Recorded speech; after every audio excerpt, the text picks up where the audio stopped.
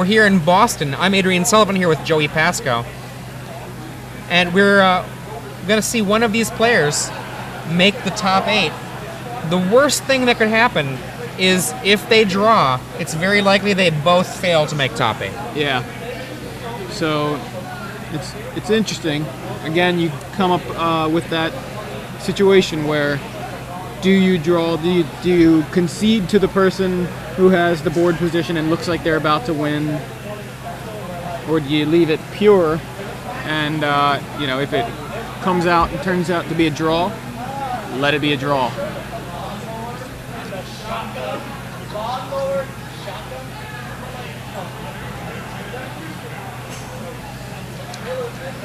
Now,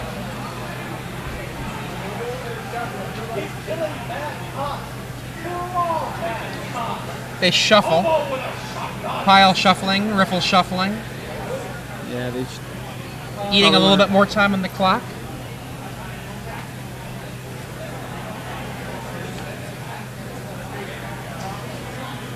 Adrian checking the clock now. How much time? We are down to 12 minutes. 12 minutes. I mean, that's their 3 minutes of sideboarding and shuffling. All right, guys. They are shuffling each other's decks now, so they've presented.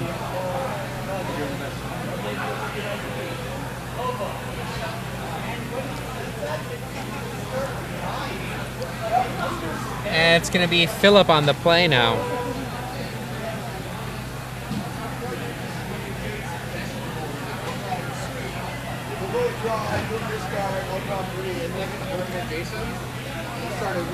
Phillip appears to be laying a land, and I think he might be Inquisition of Kozilek. Not quite sure what he... yep, it's an Inquisition.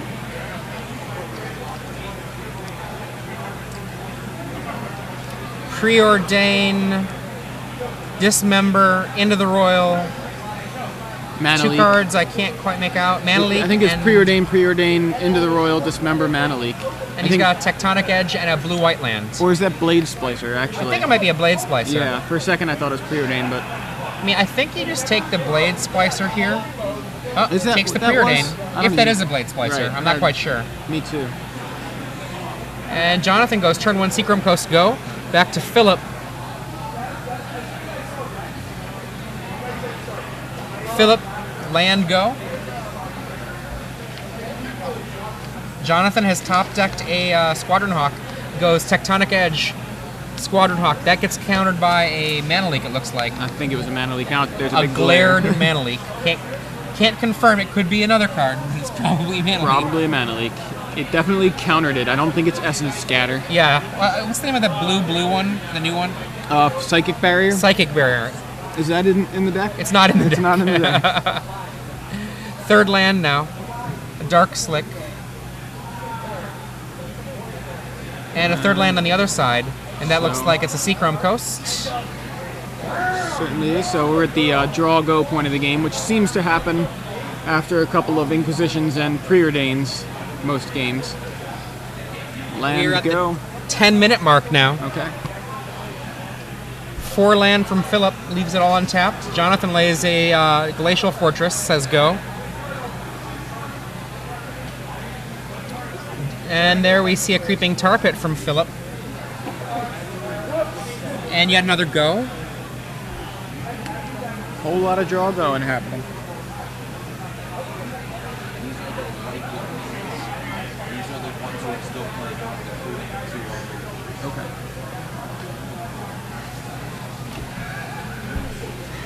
We have the 6th land from Phillip. He selects his land carefully, and I think it's going to be a Jace Beleren. Did Jonathan miss a land drop last turn? I think so. Yes, I think he did, Jonathan missed a land drop. Jace Beleren. Jonathan, if he wants to counter this, has to counter it with more work than normal. But it could tap Phillip out in order to do that work. For example, just casting Mana Leak might not stop Jace, but it would tap Phillip out if he wants to fight for it. Right. And Phillip says, sure, I'll pay for it. Now it's back to Jonathan. Jonathan's like, okay. Phillip draws a card, and he's going to pass. And Jonathan, end of turn, does nothing else. So here he is. He lays, looks like he drawn a Blade Splicer there? I think so, yeah. And And is then that his an Oblivion O-ring? Ring? Yeah, there's an O-ring in his hand. He taps 3 lands. O-ring for Jace. Trying to change his mana around here. O-ring for Jace. Or Bellerin of his own, yeah. O-rings the Jace. Seems a little better.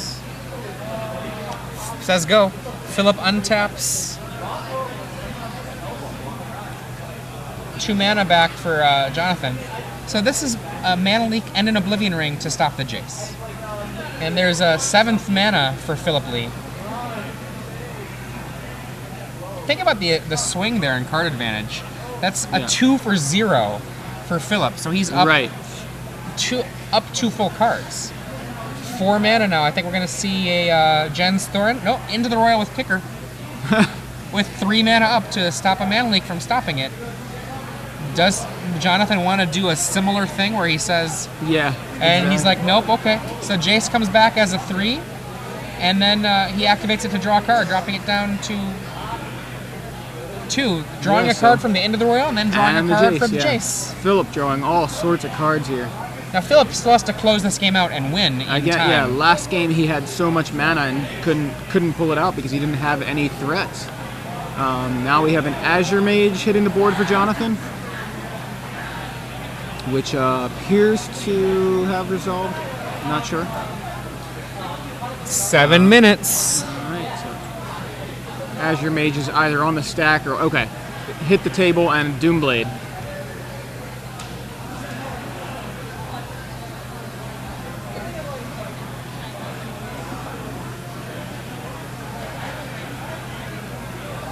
Phillip untaps. Jace is around.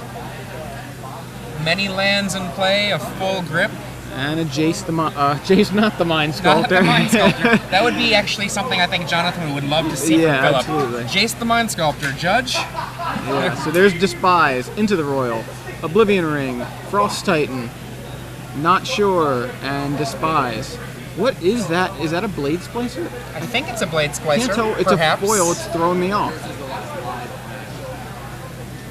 This is literally the last live match of Magic in the room during this round 10. Everyone else is done. We're waiting for these 2. I wouldn't have it any other way. And Phillip Lee draws. Looks like a foil island to me. But Phillip did take care of that Frost Titan with the Despise, in case you were wondering.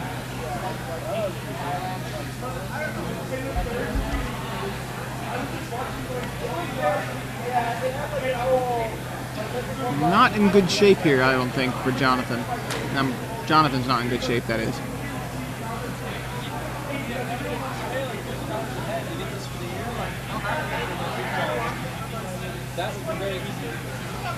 We're waiting for Phillip to come up with a plan here to actually win this game in time.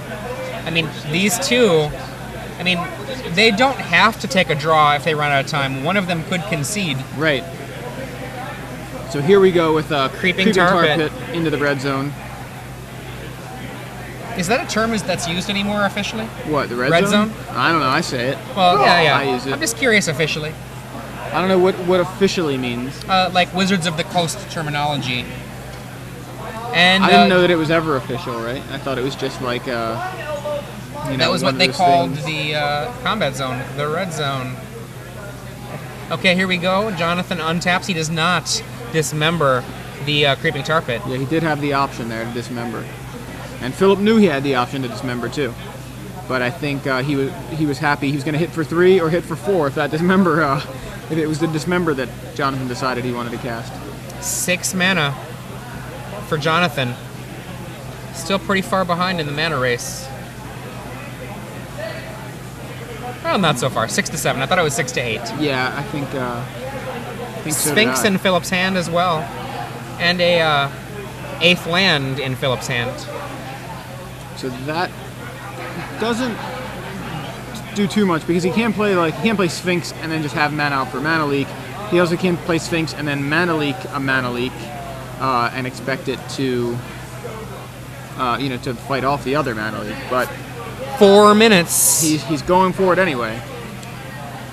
So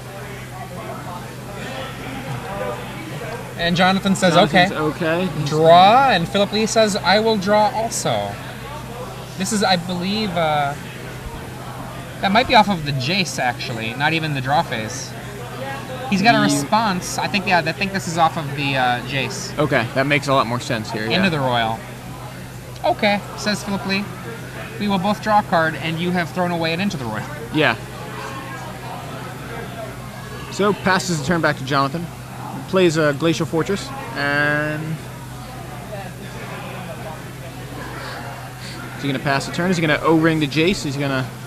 He knows the Sphinx is in hand over there. 3 minutes remain. Getting A down word to the here. wise. Players considering playing black-blue control, or any other control deck, make sure that you can pace yourself so that you can close out games if it goes to game 3. There are a few Creeping Tar Pits in play, I think. Let's see. He's setting something up here. 6 mana again. Is that probably gonna be the Sphinx? Sphinx again with 3 mana back. Jonathan's not doing very much to close this game out either. So Yeah. it's basically Jonathan's playing to the draw at this point because Jonathan has no threats. Mana leak.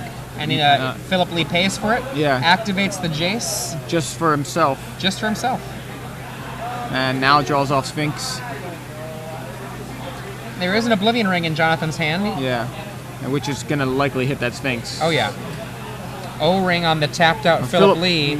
Oh, first, is that a timely reinforcement? That's what that is. It's foil. It's been throwing me off the whole game. Oh, I mean, if you're thinking that you might draw it out, 2 minutes remain, and there are 3 1/1 tokens, and Jonathan is at 23 now. Yeah, that's timely reinforcements is not what I mean, either player really wants to see there, to be honest with you. I feel like Jonathan putting a timely reinforcements into his deck is him saying this: I choose to make it more likely that there's a draw. Because, honestly, Jonathan wants to be the one with creatures on the table. Yeah. And we get... Exactly, and he's got so many creatures in his deck. It seems like way more likely that Jonathan has creatures on the table, and... Karn. Wow. Okay, and Karn can take care of that Oblivion Ring if he wants. He can, yeah. He says, no, No, make he's you gonna hit your exile hands. your hand. Your hand. He's, I'm going to restart this game. 1 minute remains. And goodbye, Dismember. I mean, at this point, I'm trying to come up with some method with which this does not end up in a draw. And it has to be by decision. They have to agree one of them wins. Phillip is playing for the restart the game with Karn plan. Yeah, actually, that'd be kind of fun. It would be hilarious. See what happens. Time's up. What turn are you guys on? 1? Yeah, we're on turn 1. Turn 1. Wait a minute. And we see a Tectonic Edge at the end of the turn to get rid of a Creeping Tar Pit. As the time dribbles down, almost nothing left. Definitely in just seconds. Yeah, we're in the second mode As now. Jonathan straightens up his soldiers, looks at Karn. We really need like some kind of buzzer thing over there, something that like so they know that time is expiring. It's out. Time is up. Okay. Again, as Jonathan flips Karn around to kind of read it, admire the artwork. Yeah, you know, I think it's actually pretty cool art. Not as cool as the original Karn, but... I agree. I actually don't like the new art as much. You know, seeing Karn as a planeswalker, it makes me think that perhaps one day Jaya Ballard might be a planeswalker. She's a planeswalker in the storyline. I would love to see a Jaya Ballard. Wizards of the Coast. I'm sure I am not the only one who would like to see Jaya Ballard be a for reals planeswalker.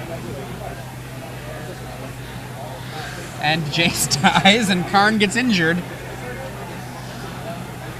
Go. It is now turn 1. Can you kill in very, very little time here? Let's see. Let's pretend he lays Grave Titan. Wait, how many Creeping Tar Pits does he have, you know? 2, maybe 1. He just I had know one he of them lost Tectonic one, Edged. yeah. He may not have enough, yeah. Just trying to think of... He's got 3 attack phases. I mean, I think, let's pretend he lays a Grave Titan, right?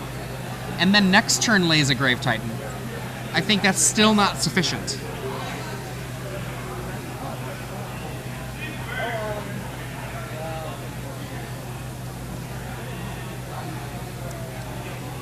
Okay. Looking for Grave Titan number 1.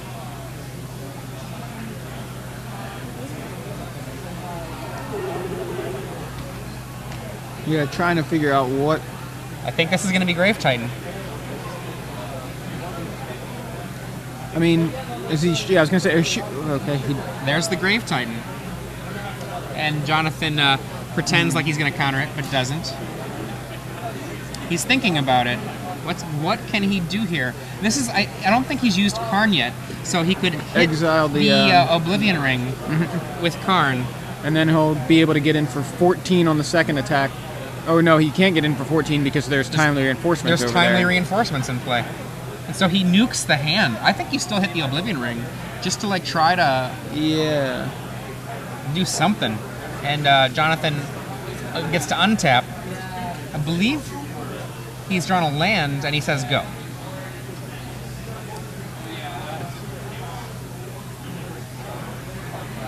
He thinks about attacking into zombie giant zombie. Yeah, seems like a one of those things you really want to think about. He lays a Celestial Colonnade, which is actually very significant. Now, this should be turn 2 of extra turns. We see a Into the Royal on a Doomblade, pardon me, on a token. This should be turn 3.